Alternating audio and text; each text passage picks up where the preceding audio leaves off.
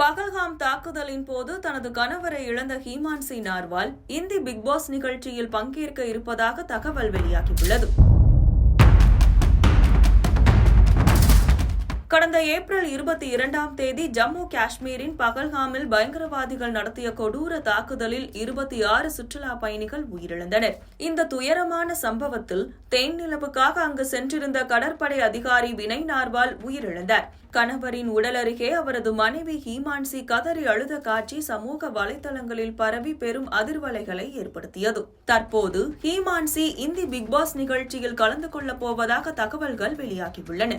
இந்த நிகழ்ச்சியை பிரபல பாலிவுட் நடிகர் சல்மான் கான் தொகுத்து வழங்க உள்ளார். கிரிக்கெட் வீரர் யுவேந்திர சாகலிடமிருந்து விவாகரத்து பெற்ற நடிகை தனுஸ்ரீ வர்மா, தொலைக்காட்சி நடிகைகள் மீரா தியோஸ்தலே, பாவிகா சர்மா மற்றும் யூடியூபர் எல்விஸ் யாதவ் போன்றவர்களும் பிக் பாஸ் 19 நிகழ்ச்சியில் பங்கேற்க பேச்சுவார்த்தையில் இருப்பதாக தகவல்கள் வெளியாகியுள்ளன. இந்த விவகாரம் குறித்து பிக் பாஸ் நிகழ்ச்சியின் தயாரிப்பாளர்கள் பார்வையாளர்களுடன் உடனடியாக உணர்வுபூர்வமாக இணையக்கூடிய சிலரை நிகழ்ச்சியில் இணைக்க விரும்புகின்றோம். இதன் காரணமாக பிக் பாஸ் 19 நிகழ்ச்சியில் ஹீமான்சி நார்வாலை இணைப்பது குறித்து ஆலோசிக்கப்பட்டது. அவர் கலந்து கொள்வது குறித்து எந்த அதிகாரப்பூர்வ தகவலும் வெளியாகவில்லை என கூறியுள்ளனர். யூடியூபர் எல்விஸ் யாதவ் சமூக வலைதளத்தில் வெளியிட்ட பதிவில், ஹீமான்சி கல்லூரியில் என்னுடன் படித்தவர் என்றும் கணவரை இழந்து வேதனையில் தவிக்கும் அவரை செல்போனில் அழைத்து பேச தயக்கமாக இருக்கிறது என அவர் பதிவிட்டுள்ளார்.